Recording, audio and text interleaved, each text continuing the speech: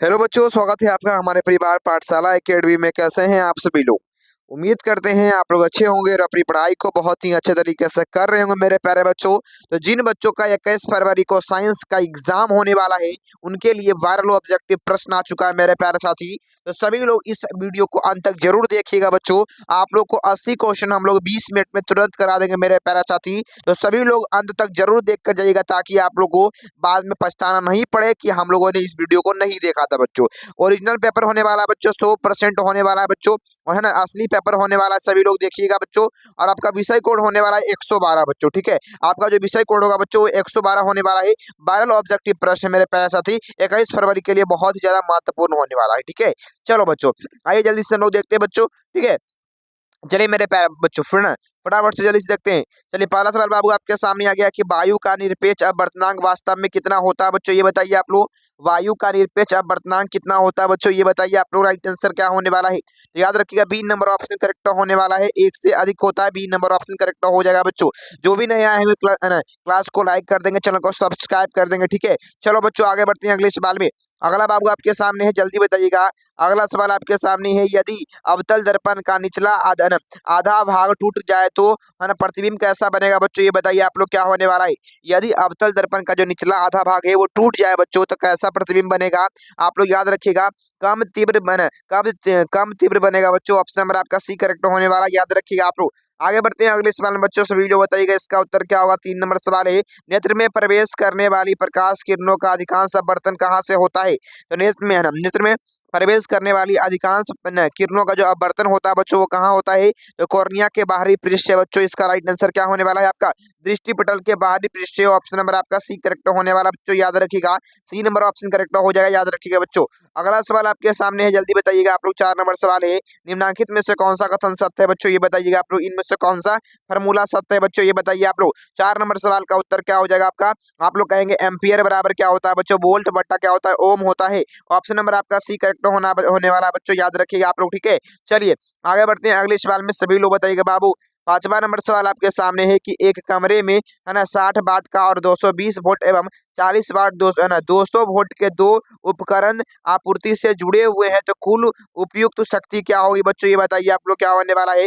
तो कुल उपयुक्त शक्ति क्या हो जाएगी मेरे प्यारे बच्चों? आप लोग याद रखिएगा, 25 वाट हो जाएगा। ए नंबर ऑप्शन करेक्ट होने वाला है। 25 वाट हो जाएगा, ए नंबर ऑप्शन करेक्ट होने वाला है बच्चों, याद रखिएगा आप लोग। 6 नंबर सवाल बाबू आपके सामने है कि प्रकाश का न्यूनतम तरंग दैर्घ्य कितना होता है, ये बताइए बाबू। राइट आंसर क्या होने वाला है? तो प्रकाश का न्यूनतम तरंग दैर्घ्य कितना होता है बच्चों, याद रखिएगा। बी नंबर ऑप्शन करेक्ट होने वाला है। 380 एनएम होता है बच्चों। बी नंबर ऑप्शन करेक्ट होने वाला है, याद रखिएगा आप लोग। आगे बढ़ते हैं बच्चों। अगला सवाल आपके सामने 7वां नंबर है, यदि कई प्रतिरोध समांतर क्रम में हो तो उनका समतुल्य प्रतिरोध क्या होगा मेरे प्यारे बच्चों, ये बताइए आप लोग, ठीक है। तो यदि हम लोग कई प्रतिरोध को समांतर क्रम में जोड़ते हैं, तो उसका जो समतुल्य प्रतिरोध होगा बच्चों, वो क्या हो जाएगा? आप लोग याद रखिएगा, बी नंबर ऑप्शन करेक्ट होने वाला है। प्रत्येक प्रतिरोध से कम हो जाएगा, बी नंबर ऑप्शन करेक्ट होने वाला है, याद रखिएगा। बी नंबर ऑप्शन करेक्ट हो जाएगा आपका। आगे बढ़ते हैं बच्चों। 8वां नंबर सवाल आपके सामने है, बताइएगा इसका उत्तर क्या होने वाला है। कहता है आपके सामने कि लघु पतन के समय परिपथ में विद्युत धारा का मान क्या होता है बच्चों, ये बताइए आप लोग। क्या होने वाला है राइट आंसर? तो याद रखेंगे मेरे प्यारे बच्चों, बी नंबर ऑप्शन करेक्ट होने वाला है। बहुत अधिक बढ़ जाता है, ठीक है। बहुत अधिक, सी नंबर ऑप्शन, सॉरी बाबू, सॉरी, आपका राइट आंसर सी नंबर हो जाएगा। बहुत अधिक बढ़ जाता है बच्चों, याद रखिएगा। ये 100% वायरल ऑब्जेक्टिव प्रश्न है बच्चों। सभी लोग अंत तक जरूर देख के जाएंगे। और इसका पीडीएफ प्राप्त करना होगा तो नीचे में डिस्क्रिप्शन में लिंक लगा हुआ रहेगा, व्हाट्सएप ग्रुप लिंक का। उस पर जाकर आप लोग ज्वाइन हो सकते हैं, और आपको बिल्कुल है ना बिल्कुल फ्री नोट्स मिलेगा, पीडीएफ मिलेगा, ऑब्जेक्टिव सब्जेक्टिव जो भी बच्चों, ठीक है। चलो अगला 9वां नंबर सवाल है, सौर ऊर्जा को सीधे विद्युत ऊर्जा में बदलने वाली युक्ति को क्या कहते हैं? तो सौर ऊर्जा को सीधे विद्युत ऊर्जा में बदलने वाली युक्ति को कहते हैं सौर सेल। ऑप्शन नंबर आपका सी करेक्ट हो जाएगा बच्चों, सौर सेल कहा जाता है। आगे बढ़ते हैं अगले सवाल में।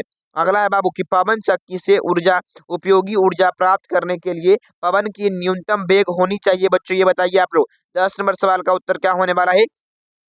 याद रखिएगा, बी नंबर ऑप्शन करेक्ट होने वाला है। 15 किलोमीटर पर घंटा, बी नंबर ऑप्शन करेक्ट होगा आपका। आगे बढ़ते 11 नंबर सवाल है कि धातुओं में धारावाहक होते हैं बच्चों, ये बताइए आप लोग। 11 नंबर सवाल का उत्तर क्या होगा? तो धातुओं में जो धारावाहक होते हैं वो मुक्त इलेक्ट्रॉन होते हैं, बी नंबर ऑप्शन करेक्ट होने वाला है बच्चों। बी नंबर ऑप्शन करेक्ट होगा। आगे बढ़ते हैं अगला सवाल। 12 नंबर सवाल आपके सामने है कि कौन सा रंग जिसको खतरे के सिग्नल में उपयोग किया जाता है बच्चों। तो किस रंग का उपयोग खतरे के सिग्नल में किया जाता है बच्चों? याद रखिएगा आप लोग, करेक्ट ऑप्शन क्या होने वाला है आपका?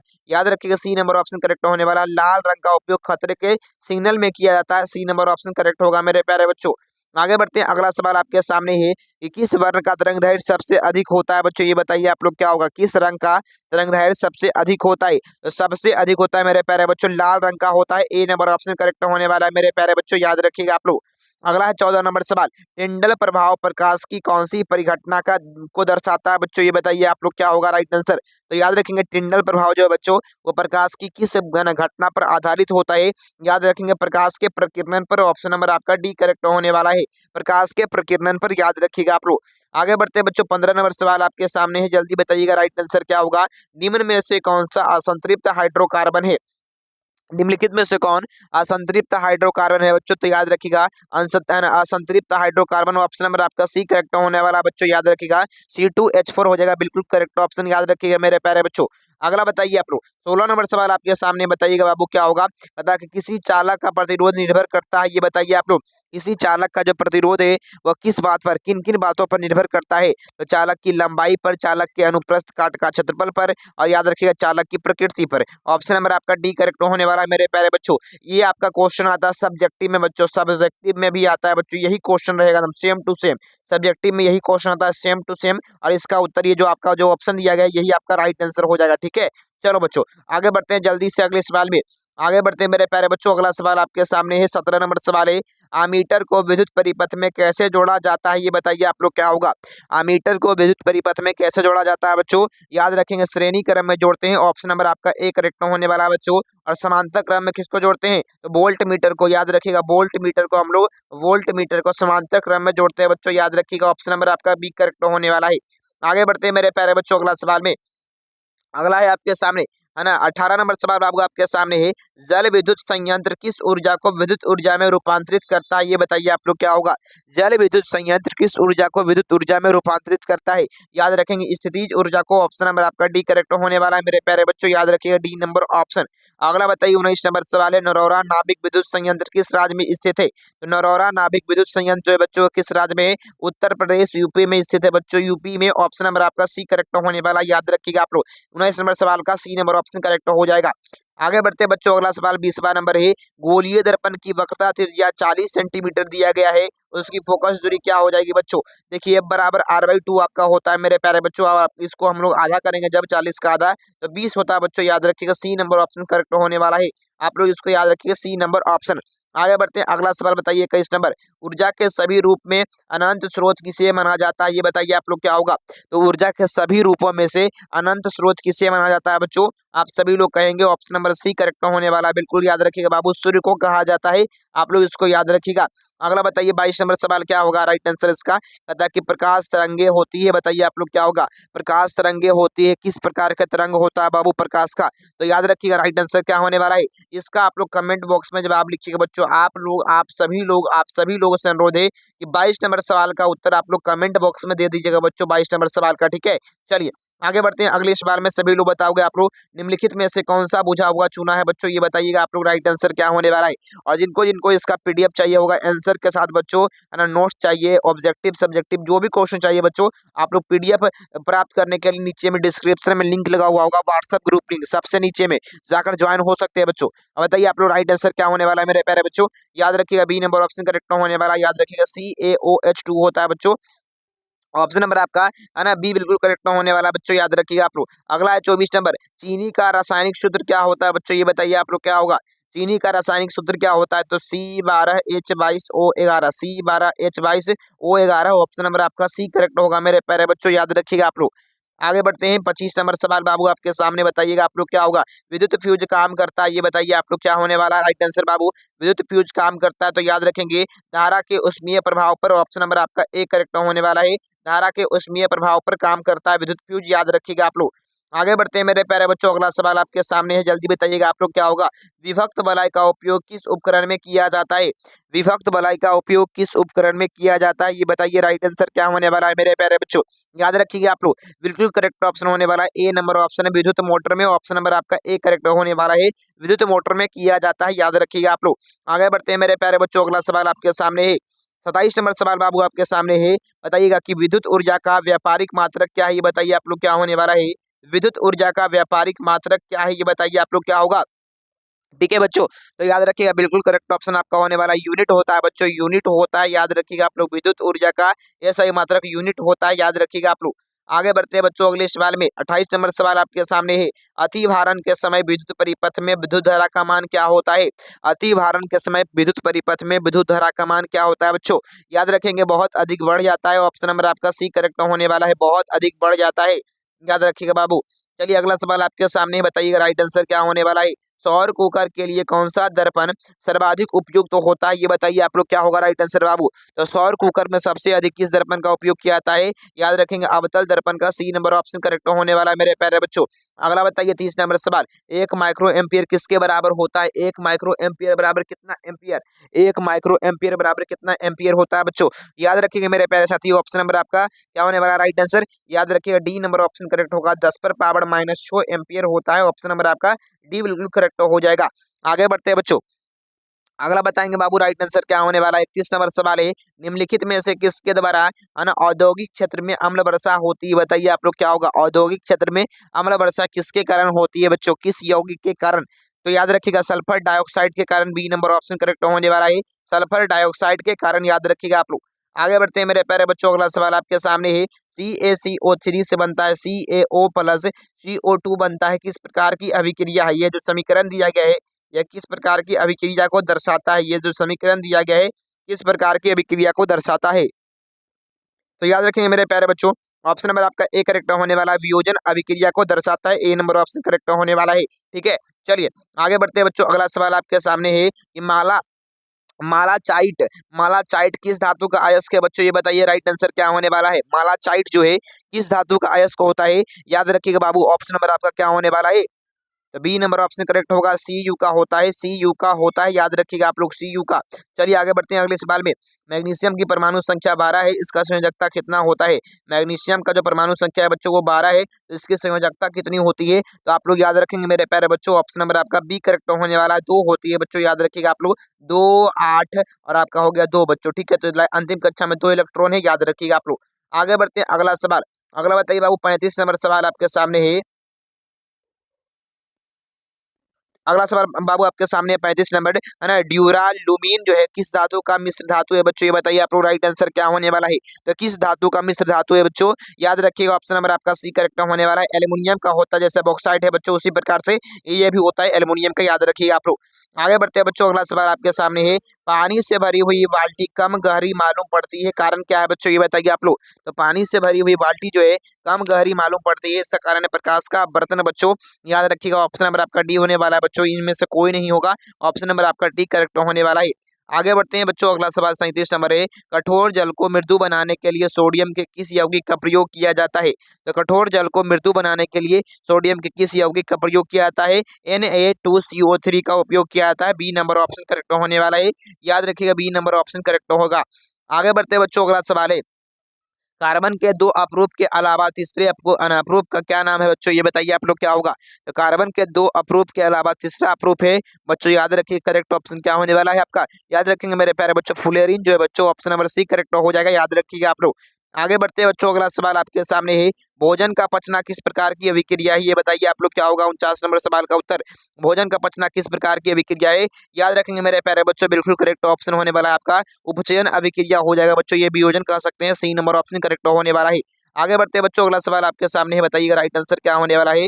लीड नाइट्रेट को एक परखनली में लेकर गर्म करने पर भूरे रंग का धुआं उत्सर्जित होता है, यह जो भूरे रंग का धुआं है वो किस पदार्थ का होता है बच्चों, तो याद रखिएगा बी नंबर ऑप्शन करेक्ट होने वाला है, नाइट्रोजन डाइऑक्साइड का होता है, NO2 का होता है बच्चों, याद रखिएगा आप लोग। आगे बढ़ते हैं अगला सवाल, निम्न में से कौन अवकारक है बच्चों, 41 नंबर सवाल का उत्तर बताइए आप लोग क्या होने वाला है। तो हाइड्रोजन अवकारक हो जाएगा, ए नंबर ऑप्शन करेक्ट होने वाला है। अगला है कि पीतल किसका उदाहरण है बच्चों, ये बताइए आप लोग क्या होगा। तो पीतल किसका उदाहरण है, मिश्र धातु का उदाहरण है, सी नंबर ऑप्शन करेक्ट होने वाला, याद रखिएगा। 43 नंबर सवाल है, निम्नलिखित में से किस धातु पर है ना वायु का प्रभाव नहीं पड़ता है बच्चों। तो वायु का प्रभाव किस पर नहीं पड़ता है, सोना पर नहीं पड़ता है, ऑप्शन नंबर आपका ए करेक्ट होने वाला बच्चों, सोना पर गोल्ड पर नहीं पड़ता है। आगे बढ़ते हैं अगले सवाल में, बताइएगा आप लोग। 44 नंबर सवाल है, निम्नलिखित में से पीएच का कौन सा मान क्षारक विलयन का मान देता है बच्चों। तो क्षारक विलयन का मान कौन देता है? याद रखिएगा आप लोग 13 जो है बच्चों वो क्षार का मान देगा। ऑप्शन नंबर आपका डी करेक्ट होने वाला है। वर्ग एक के तत्व क्या कहलाते हैं ये बताइए आप लोग, राइट आंसर क्या होने वाला है? तो वर्ग एक के तत्व क्या कहलाते हैं? बी नंबर ऑप्शन याद रखिएगा, धन क्षारीय धातु कहलाते हैं। बी नंबर ऑप्शन करेक्ट होने वाला है। अधातु के ऑक्साइड जल में घुलकर बनाते हैं बच्चों, ये बताइएगा आप लोग। 46 नंबर सवाल का उत्तर क्या होगा? अधातु के जो ऑक्साइड होते हैं वो अम्ल बनाते हैं जल में घुलकर। ऑप्शन नंबर आपका ए करेक्ट होने वाला है। अगला है कि बॉक्साइट निम्नलिखित में से किस धातु का अयस्क है, ये बताइए आप लोग क्या होने वाला है? याद रखेंगे एल्यूमिनियम का अयस्क होता है बॉक्साइट। ऑप्शन नंबर आपका सी करेक्ट होने वाला बच्चों, याद रखिएगा आप लोग। सोडियम जिंकेट का रासायनिक सूत्र क्या होता है, ये बताइए आप लोग, राइट आंसर क्या होने वाला है बच्चों? तो याद रखिएगा मेरे प्यारे बच्चों, सोडियम जिंकेट का रासायनिक सूत्र होता है Na2ZnOO2 होता है बच्चों, याद रखिएगा। ऑप्शन नंबर आपका डी बिल्कुल करेक्ट होने वाला बच्चों, याद रखिएगा डी नंबर ऑप्शन करेक्ट होने वाला है। आगे बढ़ते हैं अगले सवाल में बच्चों, जल्दी बताइएगा इसका उत्तर क्या होने वाला है। सिरका में निम्नलिखित में से कौन सा अम्ल पाया जाता है, ये बताइए आप लोग क्या होगा राइट आंसर? तो सिरका में कौन सा अम्ल पाया जाता है बच्चों? आप लोग इसको याद रखिएगा मेरे प्यारे भाई, बिल्कुल करेक्ट ऑप्शन सभी लोग का याद आ रहा है ना? सभी लोग बताइए बाबू राइट आंसर क्या होने वाला है? ऑप्शन नंबर आपका डी करेक्ट होगा, एसिटिक अम्ल का उपयोग किया जाता है। आगे बढ़ते हैं कि सीएनजी का पूरा नाम क्या है बच्चों, ये बताइए आप लोग। 50 नंबर सवाल का उत्तर क्या होगा आपका? तो सीएनजी का पूरा नाम है संपीड़ित प्राकृतिक गैस। ऑप्शन नंबर आपका बी करेक्ट हो जाएगा, याद रखिएगा आप लोग। अगला है निम्नलिखित में से कौन सह संयोजी यौगिक है? तो निम्नलिखित में से कौन सह संयोजी यौगिक है बच्चों, याद रखिएगा मेरे प्यारे बच्चों। ऑप्शन नंबर आपका ए करेक्ट होने वाला है, याद रखिएगा आप लोग, ठीक है बच्चों। आगे बढ़ते हैं अगले सवाल में, सभी लोग बताइएगा इसका उत्तर क्या होगा। मानव में बुद्धि एवं चतुराई का केंद्र कौन होता है बच्चों, ये बताइए आप लोग, राइट आंसर क्या होगा? याद रखिएगा सेरिब्रम होता है। ये नंबर ऑप्शन करेक्ट होने वाला है मेरे प्यारे बच्चों, याद रखिएगा आप लोग। अगला किशोरावस्था में होने वाले परिवर्तन को क्या कहा जाता है बच्चों? तो याद रखिएगा किशोरावस्था में होने वाले परिवर्तन को प्यूबर्टी कहा जाता है। बी नंबर ऑप्शन करेक्ट होने वाला है मेरे प्यारे बच्चों, याद रखेंगे आप लोग। कीटों के पंख एवं चमगादड़ के पंख किस तरह के अंग का उदाहरण है बच्चों, ये बताइए आप लोग क्या होने वाला है? तो कीटों के पंख और चमगादड़ के जो पंख है वो समजात अंग। ऑप्शन नंबर आपका ए करेक्ट होने वाला है, याद रखिएगा आप लोग। नेफ्रॉन पाया जाता है बच्चों, ये बताइए कहाँ पाया जाता है? याद रखिएगा नेफ्रॉन जो है बच्चों, है ना, ब्रिक में पाया जाता है। ए नंबर ऑप्शन करेक्ट होने वाला है, याद रखिएगा मेरे प्यारे बच्चों। अगला सवाल आपके सामने है, जल्दी बताइएगा आप लोग क्या होगा। ईस्ट में जनन होता है बच्चों, ये बताइए क्या होगा राइट आंसर आप लोग का? याद रखिएगा ऑप्शन नंबर आपका डी करेक्ट होने वाला, मुगलन द्वारा होता है ईस्ट में जनन, याद रखिएगा आप लोग। अगला यूरिया का निर्माण कहाँ होता है, ये बताइए आप लोग, राइट आंसर क्या होने वाला है मेरे प्यारे बच्चों? याद रखिएगा यूरिया का जो निर्माण है बच्चों वो यकृत में होता है, लीवर में होता है। बी नंबर ऑप्शन करेक्ट होने वाला है मेरे प्यारे भाई, बी नंबर ऑप्शन करेक्ट हो जाएगा आपका। निम्नलिखित में से कौन सा घटक हमारे शरीर के लिए आवश्यक होता है, ये बताइए आप लोग क्या होगा? तो हमारे शरीर के लिए कौन सा घटक आवश्यक होता है? याद रखिएगा मेरे प्यारे बच्चों, विटामिन होगा, खनिज होगा, पोषक तत्व हो जाएगा। ऑप्शन नंबर आपका डी करेक्ट होने वाला है, इनमें से सभी याद रखिएगा आप लोग। ऑक्सीजन का वाहक होता है कौन है बच्चों, ये बताइए आप लोग क्या होने वाला है? तो ऑक्सीजन का वाहक कौन होता है? ऑप्शन नंबर आपका सी करेक्ट होने वाला है, आरबीसी होता है बच्चों, आरबीसी होता है ऑक्सीजन का वाहक, याद रखिएगा आप लोग। आगे बढ़ते हैं बच्चों, अगला है घटपर्णी का उदाहरण है कौन बच्चों, बताइए आप लोग क्या होने वाला है? तो घटपर्णी का उदाहरण कौन हो जाएगा आपका? आपका कीट भक्षी पादप। ऑप्शन नंबर आपका ए करेक्ट होने वाला बच्चों, याद रखिएगा। रेजिन एवं गोंद कहाँ संचित रहता है? रेजिन एवं गोंद कहाँ संचित रहता है बच्चों, याद रखिएगा आप लोग, पुराने जाइलम में। ऑप्शन नंबर आपका डी करेक्ट होने वाला है। आगे बढ़ते हैं, निम्नलिखित में से कौन रक्त बैंक के नाम से जाना जाता है बच्चों? तो रक्त बैंक के नाम से कौन जाना जाता है, याद रखिएगा आप लोग, पलिया जाना जाता है बच्चों। बी नंबर ऑप्शन करेक्ट होने वाला है, याद रखिएगा आप लोग। हृदय के बेशमों का शीतलन क्या कहलाता है? तो हृदय के बेशमों का शीतलन क्या कहलाता है? बी नंबर ऑप्शन करेक्ट होने वाला है, डायस्टोल कहलाता है। बी नंबर ऑप्शन करेक्ट होगा मेरे प्यारे बच्चों। आगे बढ़ते हैं बच्चों, अगला सवाल है टेस्टोस्टेरोन जो हार्मोन है वो स्रावित होता है बच्चों, ये बताइए आप लोग क्या होने वाला है राइट आंसर? तो टेस्टोस्टेरोन जो है वो कहाँ से स्रावित होता है? याद रखिएगा ऑप्शन नंबर आपका ए करेक्ट होने वाला है, वृषण से स्रावित होता है। ए नंबर ऑप्शन करेक्ट होने वाला है। हमारे शरीर में विभिन्न जैविक क्रियाओं का नियंत्रण होता है बच्चों, ये बताइए आप लोग क्या होगा? तो हमारे शरीर में विभिन्न जैविक क्रियाओं का नियंत्रण होता है। सी नंबर ऑप्शन करेक्ट होने वाला है, तंत्रिका एवं रसायनों दोनों के द्वारा। ऑप्शन नंबर आपका सी करेक्ट हो जाएगा आपका। कवक में पोषण की कौन सी विधि होती है, ये बताइए राइट आंसर 66 का क्या होगा आपका? मृतजीवी पोषण हो जाता है। सी नंबर ऑप्शन करेक्ट होने वाला है। लसिका का रंग कैसा होता है बच्चों, ये बताइए आप लोग क्या होने वाला है? याद रखिएगा डी नंबर ऑप्शन हल्का पीले रंग का होता है। D number option. आगे बढ़ते हैं, मेरुरज्जु कहाँ से मिलते हैं ना, कहाँ से मिलता है बच्चों? तो याद रखेंगे मेरुरज्जु कहाँ मिलता है? मेडुला में। ऑप्शन नंबर आपका बी करेक्ट होने वाला है बच्चों, याद रखिएगा आप लोग। निम्नलिखित में से कौन सा अंग संवेदी ग्राही नहीं है? तो याद रखिएगा आप लोग, मस्तिष्क जो है वो संवेदी ग्राही नहीं होता है। सी नंबर ऑप्शन करेक्ट होने वाला है बच्चों, याद रखिएगा आप लोग। आगे बढ़ते हैं अगले सवाल में, सभी लोग बताइएगा इसका उत्तर क्या होने वाला है? बीज विकसित होता है बच्चों, ये बताइए राइट आंसर क्या होने वाला है? तो बीज विकसित होता है बीजांड में। ऑप्शन नंबर आपका बी करेक्ट होने वाला है, याद रखिएगा आप लोग। आगे बढ़ते हैं। अगला सवाल है कि तापमान, वर्षा तथा पवन पर्यावरण के कैसे कारक है, ये बताइए। राइट आंसर क्या होने वाला है आपका। आप कहेंगे बहुत ही कारक है, बी नंबर ऑप्शन करेक्ट होने वाला। बहुत ही कारक है, याद रखिएगा आप लोग। कौन सी बीमारी श्वसन तंत्र से संबंधित है, ये बताइए। राइट आंसर क्या होने वाला है। तो श्वसन तंत्र से कौन सी बीमारी संबंधित है, बी नंबर ऑप्शन करेक्ट होने वाला है। निमोनिया संबंधित है, याद रखिएगा आप लोग। निम्नलिखित में से कौन सा संवाहक ऊतक है, ये बताइए। राइट आंसर क्या होने वाला। 73 का उत्तर याद रखेंगे फ्लोएम और जाइलम। ऑप्शन नंबर आपका डी करेक्ट होने वाला है बच्चों, याद रखिएगा आप लोग। अगला है आपके सामने जैव विविधता का विशिष्ट स्थल क्या है, ये बताइएगा। राइट आंसर क्या होने वाला है। याद रखिएगा बच्चों, ऑप्शन नंबर आपका डी करेक्ट होने वाला, वन हो जाएगा बिल्कुल करेक्ट ऑप्शन। आगे बढ़ते हैं कि पादप हार्मोन साइटोकाइनिन सहायक होता है बच्चों। 75 नंबर सवाल है, याद रखिएगा आप लोग। तो पादप हार्मोन साइटोकाइनिन जो है बच्चों, वो है ना, ये जो सहायक होता है बच्चों, याद रखिएगा। ऑप्शन नंबर आपका डी करेक्ट होने वाला है, याद रखिएगा मेरे प्यारे बच्चों। अगला सवाल आपके सामने है, मस्तिष्क का कौन सा भाग शरीर की, है ना, शरीर की स्थिति तथा संतुलन का अनुरक्षण करता है बच्चों, ये बताइए आप लोग क्या होने वाला है। तो मस्तिष्क का कौन सा भाग ये काम करता है बच्चों, याद रखिएगा मेरे प्यारे बच्चों। ऑप्शन नंबर आपका सी करेक्ट होने वाला है, अनुमस्तिष्क करता है। सी नंबर ऑप्शन करेक्ट हो जाएगा आपका। प्रयोगशाला में संश्लेषित पहला कार्बनिक यौगिक का नाम क्या है बच्चों, याद रखिएगा। उसका सूत्र क्या है। ऑप्शन नंबर आपका सी बिल्कुल करेक्ट होने वाला, यूरिया बच्चों, याद रखिएगा आप लोग। प्रकृति में ऑक्सीजन का संतुलन कैसे बना रहता है, तो याद रखेंगे मेरे प्यारे बच्चों, प्रकाश संश्लेषण के द्वारा। बी नंबर ऑप्शन करेक्ट होने वाला बच्चों, याद रखिएगा आप लोग। अगला है कि ओजोन के एक अणु में कितने परमाणु होते हैं, ये बताइए। राइट आंसर क्या होने वाला है आपका। याद रखिएगा 3 परमाणु होते हैं। सी नंबर ऑप्शन करेक्ट होने वाला है मेरे प्यारे बच्चों। अगला आपके सामने हीमोग्लोबिन की कमी से कौन सा रोग होता है, ये बताइए आप लोग क्या होगा। तो याद रखेंगे हीमोग्लोबिन की कमी से एनीमिया रोग होता है। ए नंबर ऑप्शन करेक्ट होने वाला है। तो जिन मेरे प्यारे बच्चों को क्लास अच्छा लगा हुआ तो लाइक कर देंगे, वीडियो अच्छा लगा हो तो लाइक कर दीजिएगा, चैनल को सब्सक्राइब कर लीजिए, ताकि इसी प्रकार से आप लोग को हर परीक्षा सपोर्ट मिलता रहेगा मेरे प्यारे भाई। और सभी लोगों से अनुरोध है कि सभी लोग चैनल को सब्सक्राइब करके शेयर जरूर कर देंगे इस वीडियो को, ताकि आपके सभी दोस्त देख पाए बच्चों। थैंक यू बच्चों, आप लोग पढ़ते रहिए और इसी प्रकार से जो बायो ऑब्जेक्टिव प्रश्न सभी सब्जेक्ट के आते रहेंगे वो आपको कराते रहेंगे बच्चों। और जिनको जिनको इसका पीडीएफ लेना होगा, डिस्क्रिप्शन में लिंक लगा हुआ होगा, सबसे नीचे जाइएगा, group link, WhatsApp group link लिखा हुआ रहेगा, उस पर जाकर आप लोग ज्वाइन हो सकते हैं बच्चों। ठीक है, थैंक यू।